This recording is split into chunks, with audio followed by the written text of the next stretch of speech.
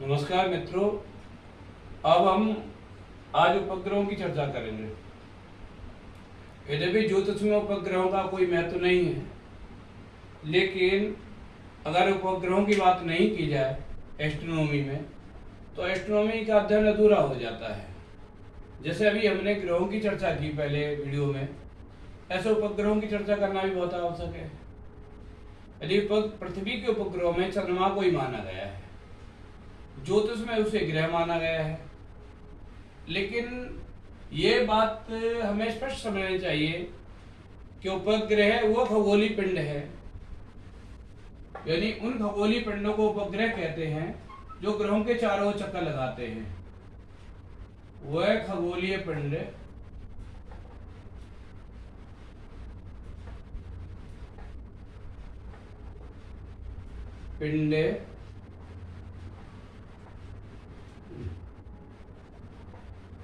जो सूर्य के जो ग्रहों के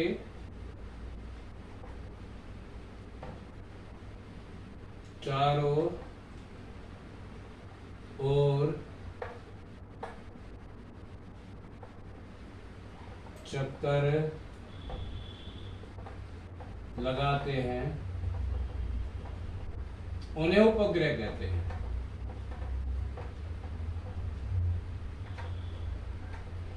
अब पृथ्वी का जो उपग्रह है वो चंद्रमा है। पृथ्वी का उपग्रह कौन सा है?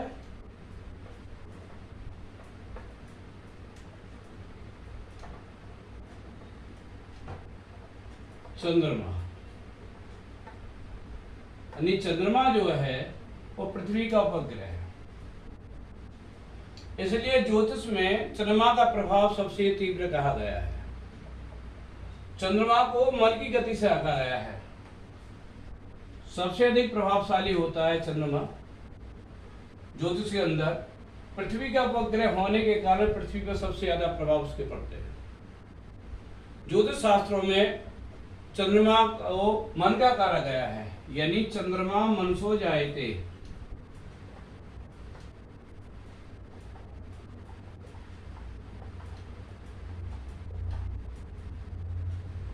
मन को प्रेजेंट करता है, मन का कारक है चंद्रमा।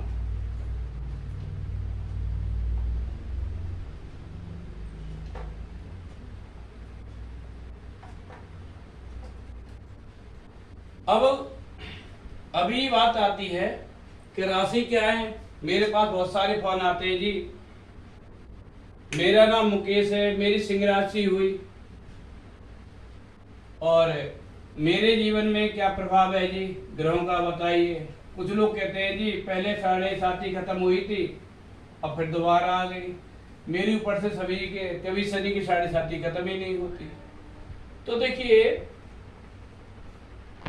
आज बड़ा मिथ्याचार है ज्योतिष में कि लोग नाम के आधार पर, राशि के आधार पर अपने जीवन का तुलनात्मक अध्ययन करना चाहते हैं। तो मैं स्पष्ट कर देना चाहता हूं कि राशि है क्या। पृथ्वी को 360 डिग्री में बांटा गया है, डिवाइडेशन किया गया है। पूरी पृथ्वी को, संपूर्ण पृथ्वी को, पूरी पृथ्वी को 360 डिग्री में 360 डिग्री पर निर्धारित है। पूरी पृथ्वी 360 डिग्री पर निर्धारित है।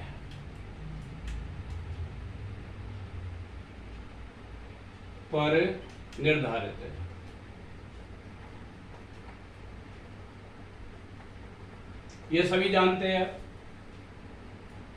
ज्योतिषी विदों ने इस पृथ्वी को 12 भागों में बांट दिया गया है, इसे राशि कहते हैं। यानी पृथ्वी को 12 भागों में बांटा गया है।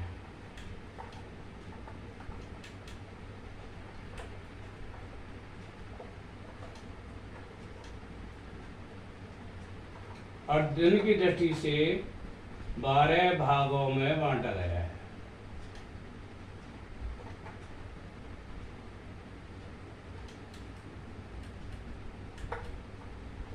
अब देखिए 360 को हम 12 से डिवाइड करें तो 30 डिग्री आता है। तो 30 डिग्री एक यानी जो 30 डिग्री पर एक राशि बनती है। पृथ्वी का इस तरह से 30 डिग्री का एक भाग एक राशि कहलाता है, यानी इस 30 डिग्री के भाग को एक राशि कहते हैं।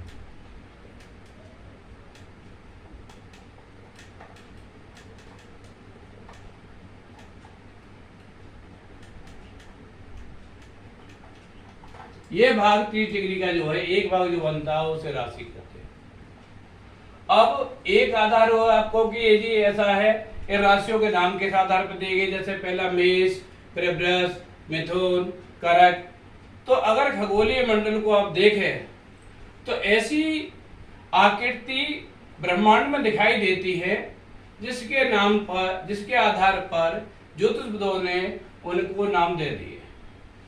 जैसे मेष राशि है पहली वाली जो पड़ती है, वो अगर 0 से 30 डिग्री के बीच में देखें तो भेड़ की आकृति है।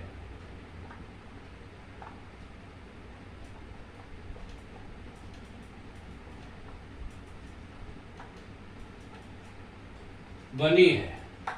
ऐसे ही दूसरे नंबर पर वृक्ष की तो बैल की आकृति है, यानी 0 से 60 पे होगी, फिर 30 से 90 पे होगी। 30 डिग्री करते जाएं और पूरे प्रकृति के प्रवेश से देखें तो हमें भिन्न भिन्न आकृतियां दिखाई देती हैं, जिसके नाम पर उन राशियों के नाम हमने उन आकृति के आधार पर रख दिए। तो इस तरह से राशि जो है वह जब हम पृथ्वी को 12 भागों में बांटकर धन करते हैं तो उस भाग को राशि कहते हैं।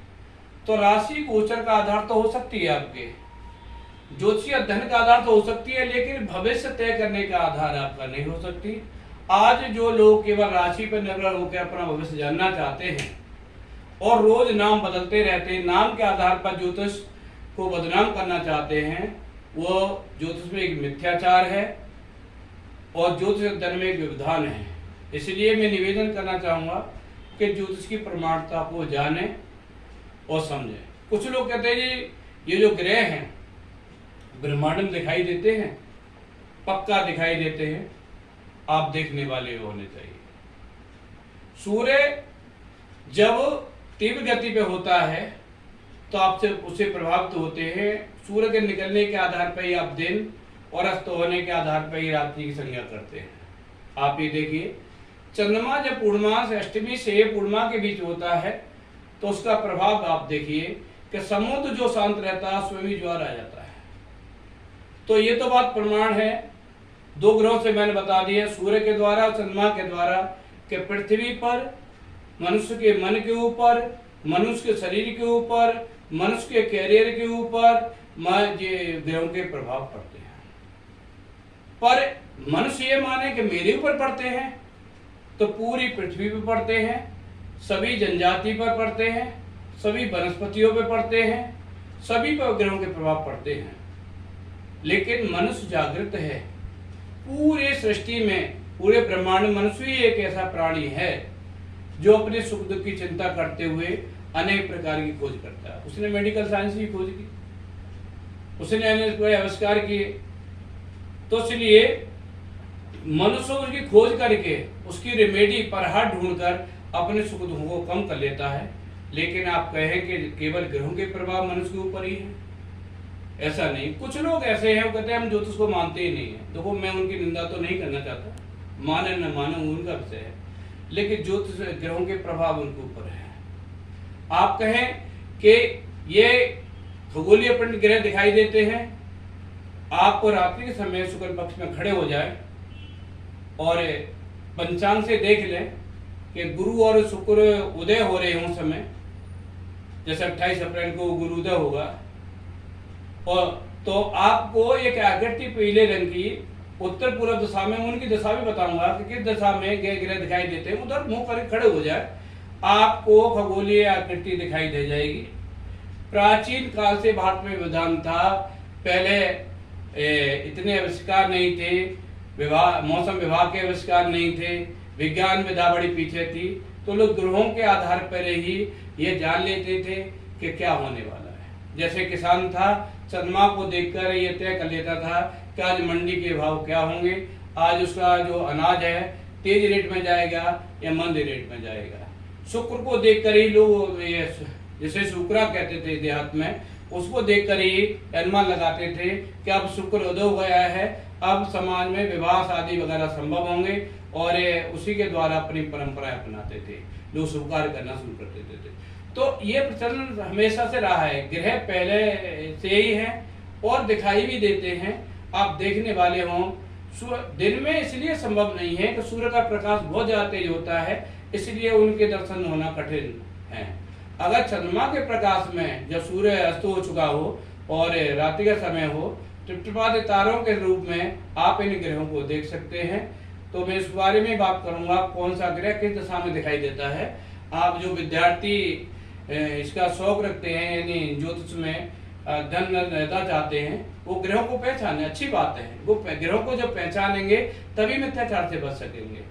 तो मैं ये बताऊंगा अगले वीडियो में कि कौन सा ग्रह किस दिशा में दिखाई देता है।